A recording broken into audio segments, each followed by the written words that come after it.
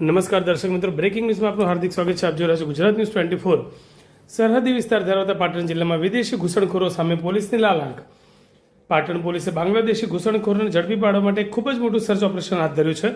Operation delta hunt અંતર્ગત પોલીસે જિલ્લાભરમાં દરોડા પાડીને શંકાસ્પદ બાંગ્લાદેશી નાગરિકોની અટકાયત કરી છે, જેમાં પ્રાથમિક તપાસમાં જ 6 મહિલાઓ બાંગ્લાદેશી હોવાનું સામે આવ્યું છે. પોલીસની કડક કાર્યવાહીથી ગેરકાયદેસર રહેતા તત્વોમાં ફફડાટ વ્યાપી ગયો છે. પાટણ જિલ્લામાં ગેરકાયદેસર રીતે વસવાટ કરતા પરપ્રાંતીય અને વિદેશી તત્વો સામે પાટણ પોલીસે તવાઈ બોલાવી છે. જિલ્લા પોલીસ વડાની સૂચનાથી બાંગ્લાદેશી ઘૂસણખોરીને નેસ્તો નાબૂદ કરવા માટે એક ખાસ મેગા ડ્રાઈવ શરૂ કરવામાં આવી છે, જેને નામ આપવામાં આવ્યું છે ઓપરેશન ડેલ્ટા હન્ટ.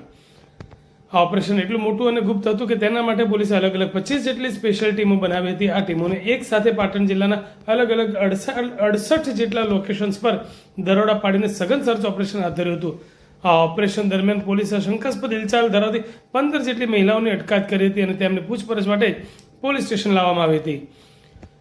પોલીસની કડક પૂછપરછ અને દસ્તાવેજોની તપાસ દરમિયાન ચોંકાવનારો ખુલાસો થયો છે. ડિટેન કરાયેલી 15 મહિલાઓમાંથી 6 મહિલાઓ અસલ બાંગ્લાદેશી હોવાનું સત્તાવાર રીતે સાબિત થઈ ચૂક્યું છે.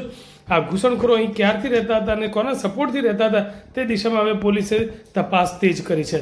હાલમાં પાટણ પોલીસ દ્વારા તમામ શંકાસ્પદોની ઓળખ સાબિત કરવા માટે સઘન કવાયત ચાલી રહી છે.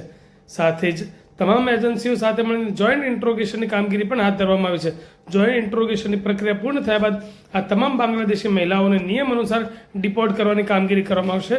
તેમજ અન્ય શકમંદોને પોલીસ દ્વારા સઘન પૂછપરછ કરી ઓળખ સાબિત કરવા કવાયત હાથ ધરી છે અને એમના વિવિધ ડોક્યુમેન્ટ્સ મેળવવાની કામગીરી કરવામાં આવી હતી, જેમાં 6 જેટલા બાંગ્લાદેશી કન્ફર્મ થયા હતા.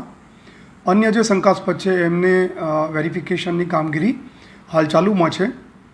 જે લોકો વેરીફાઈ થયા છે, કન્ફર્મ થયા છે કે જે બાંગ્લાદેશીઓ છે, એમને જોઈન્ટ ઇન્ટ્રોગેશનની કામગીરી અને ત્યારબાદ એમના ડિપોર્ટ કરવાની કામગીરી નેક્સ્ટ તબક્કામાં કરવામાં આવશે.